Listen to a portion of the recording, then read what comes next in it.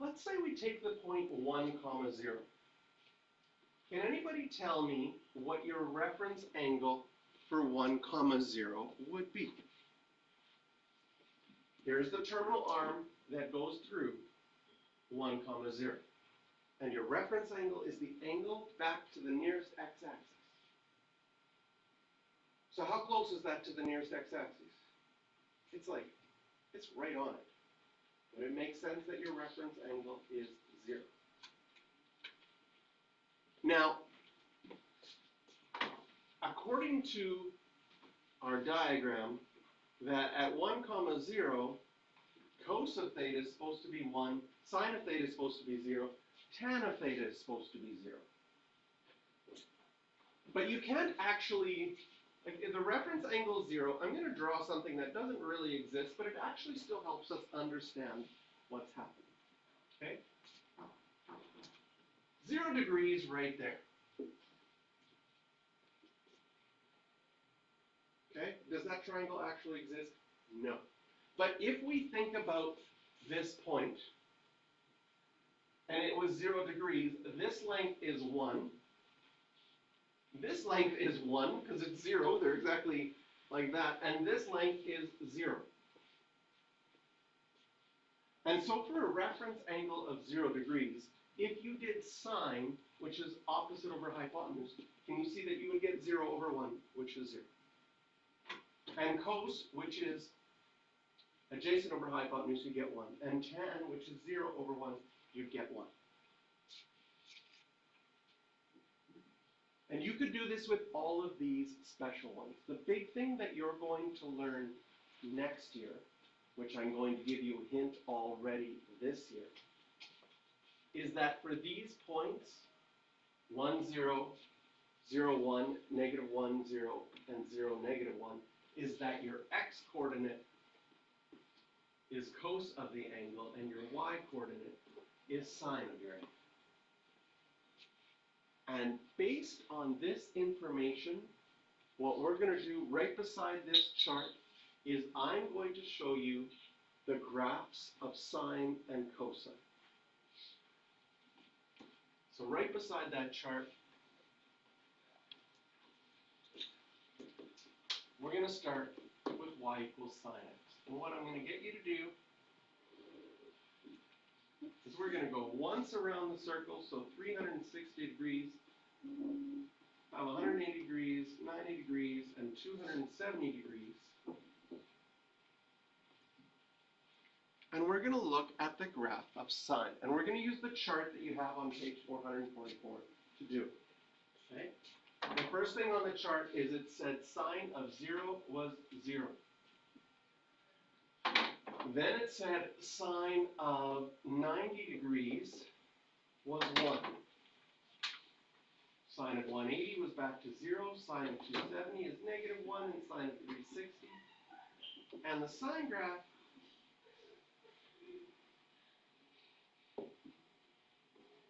looks like this.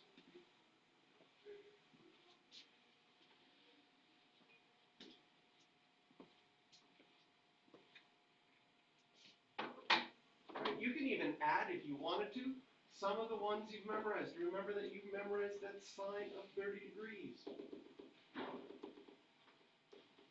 was exactly a half. It matches up on this graph as well. So this is the graph of y equals sine of x, saying if you plugged in a bunch of different angles, what would you get? And if you use the special points around the outside of the circle of 0, 90, 180, and 270,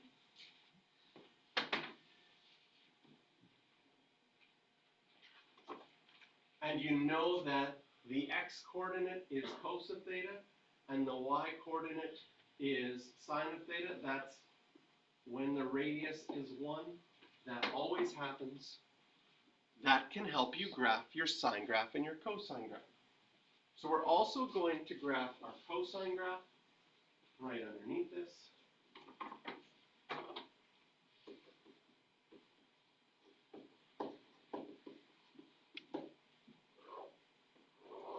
Same thing, we're going to mark 1 and negative 1. We're going to go once around the circle, 360 degrees, cut it in half, so we get, and cut it in half again, so we get all 4 quadrants. And if we look at that chart, cos of 0 was 1, cos of 90 was 0.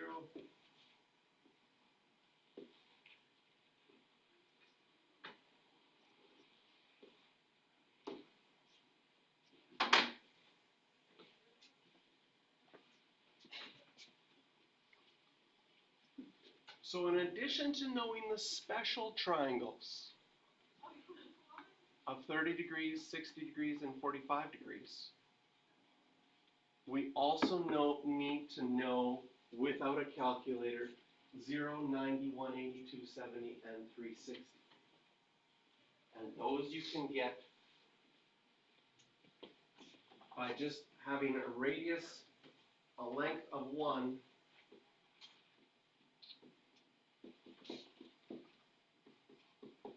label these points if that length is 1, and then your x-coordinate is cos of theta, your y-coordinate is sine of theta.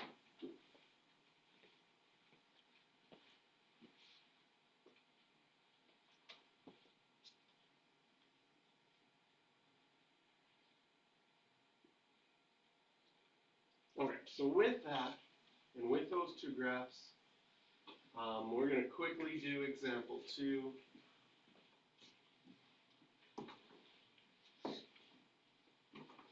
Okay, determine the trig ratios that of all the angles that have a reference angle of 30.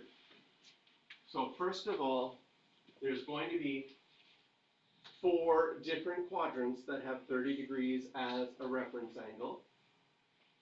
This would be a non-calculator question, so you'd have to remember your special triangle with 30 degrees.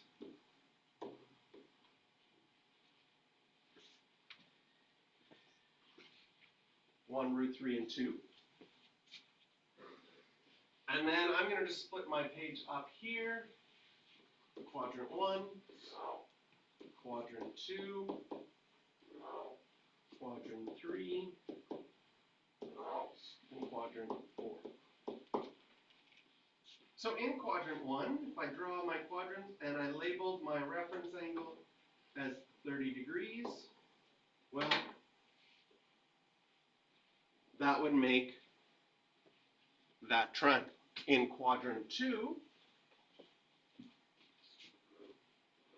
if I labeled a reference angle of 30 degrees, well, then my actual angle is 150 degrees. And that would make a triangle here. And in quadrant 3, if I label a reference angle of 30 degrees,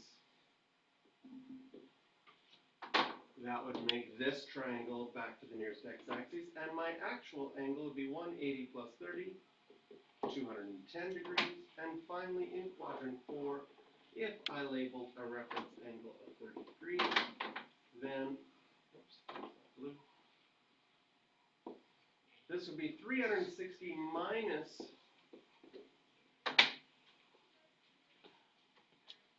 30 degrees.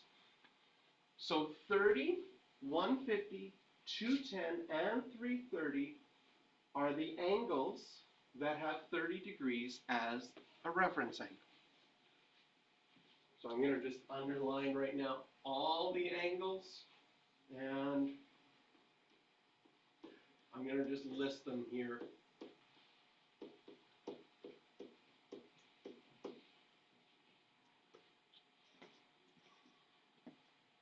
Wow. In grade 11, we just go around the circle once. In grade 12, they say, you don't have to stop going around the circle once. You could just keep going, right? Because like when people are skiing, you can do a 360, right? But there's people who like do 720s and 10, they keep spinning. It's different. You could keep on going with your angles. So actually this list of all the angles, this is just all the angles between 0 and 360. There would also be 390 would get us back in quadrant 1 again. And there would be more of them. Now, if we want to determine the trig ratios, so I'm going to take out my highlighter again. The trig ratios are sine, their cosine, and their tangent, and they're SOHCAHTOA. This is really asking you about SOHCAHTOA. And so can I find sine of 30, cos of 30, and tan of 30 in quadrant 1? And then at my special triangle, this is 1/2, root 3 over 2, and root 3 over 3. Well, technically the tan one would be 1 over root 3, and then after you rationalize, you would get root 3 over 3. Then we have to do the same thing for 150. So this is just, and they're going to be exactly the same, but now we also have to think about our cast rule. Because once I go to quadrant 2, it's telling me sine is still going to be 1/2, but now cos is going to be negative and tan is going to be negative. But they have the same reference angle, so the values will stay the same. Same thing happens in quadrant 3. I'm going to do sine of 210, cos of 210, and tan of 210.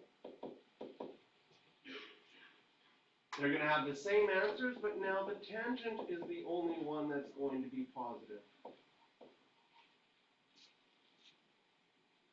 And finally, in quadrant 4,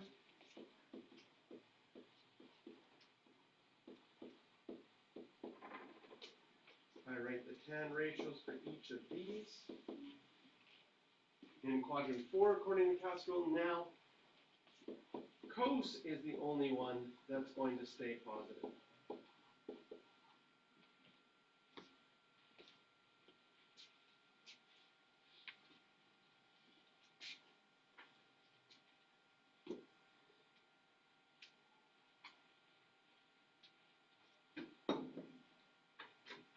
So I'll never ask you on, like this is a lot to write down of all the same stuff. So on a test or a quiz, I'm not going to ask you to write them all down. But instead, I'm going to say, okay, could you just write down tan of 210 degrees for me? So then you'd have to think, well, where's 210 degrees? It has a reference angle of 30.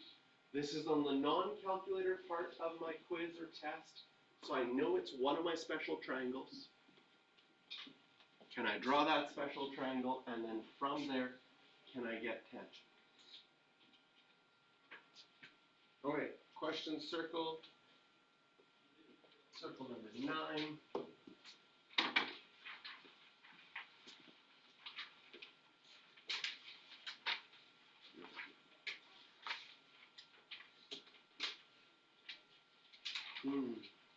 We're going to do 9A together just so that you get an idea of it. So if you want to turn to 9 right now. Determine possible coordinates of a terminal point for each angle in standard position. So they tell us 315 degrees.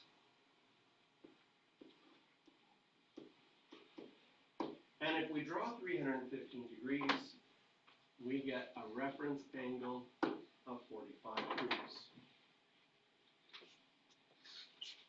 And 45 degrees was one of our special triangles.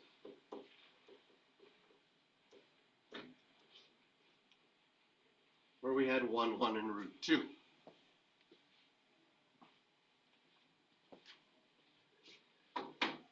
So what we can do with our reference angle is we can draw a right angle triangle with that reference angle, and we know that no matter how big or how small we make that triangle, it's going to be in this relationship.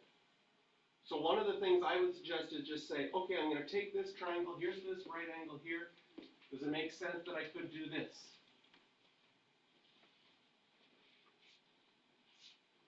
That's that same triangle. And you can make it bigger, you can make it 2, 2, and 2 root 2s. 5, 5, and 5 root 2s, you can multiply it by any number you want. But if you used 1, 1, and 1 root 2, they're asking you to say one coordinate on that terminal arm. And if I do this, can you see this is easy? This is 1 over, 1 down. That would be the example of the coordinate. So often in these questions, you'll have to figure out what your reference angle is.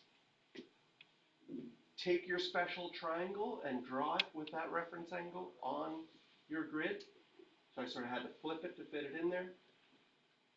And then label the sides from your special triangle on there. Then you can figure out a point.